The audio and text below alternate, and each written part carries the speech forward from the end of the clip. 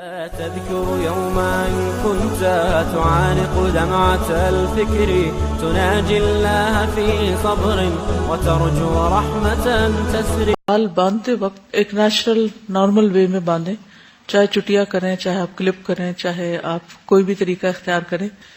لیکن پہلے بھی اس پر بات ہوئی تھی کہ بالوں کو بہت اونچا کر کے نہیں باندھا جائے، یعنی اس طرح کہ وہ نمایاں ہونے لگے، یہ درست نہیں. اور اس میں خصوصاً نماز نہیں ہوتی. آپ کو وہ حدیث یاد ہے جس میں بالوں کو اونچا باندھنے کے بارے میں ایک وعید آئی ہے؟ ابو ہریرہ کہتے ہیں کہ رسول اللہ صلی اللہ علیہ وسلم نے فرمایا، جہنمیوں کی 2 قسمیں میں نے ابھی تک نہیں دیکھی. ان میں ایک وہ لوگ ہیں جن کے پاس بیلوں کی دموں جیسے کوڑے ہوں گے جن سے وہ لوگوں کو ماریں گے. دوسری قسم ان عورتوں کی ہے جو کپڑے پہننے کے باوجود ننگی ہوں گی، چاہے سی تھرو ہوں چاہے بہت ٹائٹ ہوں. مائل ہونے والی اور دوسروں کو مائل کرنے والی، یعنی لباس، ڈریس اور فزیکل ساری اپیرنس کا مقصد کیا ہے کہ دوسروں کو اپنی طرف اٹریکٹ کریں. ان کے سر بختی اونٹ کے کوہان کی طرح ہیں، یعنی بہت اونچے اٹھے ہوئے.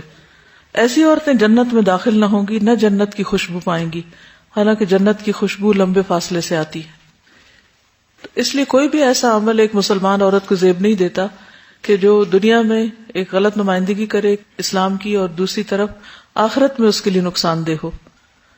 اور خصوصاً نماز ہوتی نہیں ہے. اس میں صحیح مسلم کی ایک اور روایت ہے، ابن عباس رضی اللہ عنہ نے عبداللہ بن حارث کو سر کے پیچھے جوڑا باندھے نماز پڑھتے دیکھا.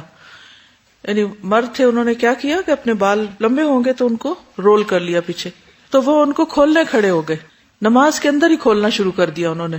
جب وہ نماز سے فارغ ہوئے تو ابن عباس کی طرف متوجہ ہوئے اور کہا، تم نے میرا سر کیوں چھیڑا؟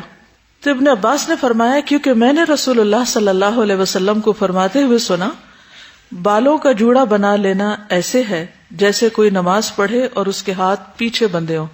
نماز میں ہاتھ آگے باندھتے ہیں نا، تو ایسے جیسے کوئی پیچھے ہاتھ باندھ کے نماز پڑھ رہا ہو. ایک اور روایت میں آتا ہے، یہ سنن نبی داؤد کی روایت ہے. سعید بن ابی سعید مقبری اپنے والد سے بیان کرتے ہیں، انہوں نے سیدنا ابو رافع مولا رسول اللہ صلی اللہ علیہ وسلم کو دیکھا کہ وہ سیدنا حسن بن علی کے پاس سے گزرے جبکہ وہ کھڑے نماز پڑھ رہے تھے، اور انہوں نے اپنی گدی میں اپنے بالوں کی چوٹی دھنسا رکھی تھی، یعنی اس کو رول کر کے اندر کو کیا ہوا تھا بالوں کو. ابو رافع نے ان کے بال کھول دیے. حضرت حسن نے غصے سے ان کی طرف دیکھا کہ میرے بال کیوں کھولے؟ تو ابو رافع نے کہا، اپنی نماز پڑھیے اور ناراض مت ہوئیے. بے شک میں نے رسول اللہ صلی اللہ علیہ وسلم سے سنا ہے کہ جوڑے کا یہ مقام شیطان کی بیٹھک ہے، اس جگہ شیطان بیٹھتا ہے. جی پیچھے جہاں سے یہاں اوپر کر کے نہیں باندھتے. بعض اوقات آپ نے دیکھا ہوگا گرمیوں میں کیا کرتے، ہمارے یہاں عام طور پہ خواتین یہ کرتی ہیں، پہلے تو وہ پراندہ وغیرہ ڈالتے تھے اور بھی لمبا ہو جاتا تھا تو اس کو بالوں کو رول کر کر کر کے تو بیچ میں دھنسا دیتے. وہ اپنے ہی بالوں کو 1-2 ان کو بل دیے اور پھر اس کے بعد جو باقی بچی چوٹی اس کو اندر دھنسا دیا. یا پھر ہم لوگ کیا کرتے ہیں کہ سارے بال اٹھا کے یا پونی ٹیل بنا کے اوپر کو، چھوٹے چھوٹے بچوں کو یہ عادت ڈال دیتے نا کہ یا سر کے اوپر، تو دیکھنے میں تو بہت اٹریکٹیو لگتی. یعنی اتنی سخت وعید اور اس کے ساتھ شیطان کی بیٹھک اس جگہ کو کہا گیا. تو اگر شیطان ہمارے سر پہ ہی سوار رہے تو پھر وہ اندر بھی دخل کرے گا نا، صرف باہر ہی نہیں بیٹھے گا. یعنی اسٹریٹ ہیں، کہیں بھی ان کو کلپ کر لیجئے، باندھ لیجئے، لیکن ان نیچرل وے میں اوپر اٹھانا منع ہے. جب نظر آنے لگ جائے، شیپ بن جائے ان کی پیچھے، وہ درست نہیں.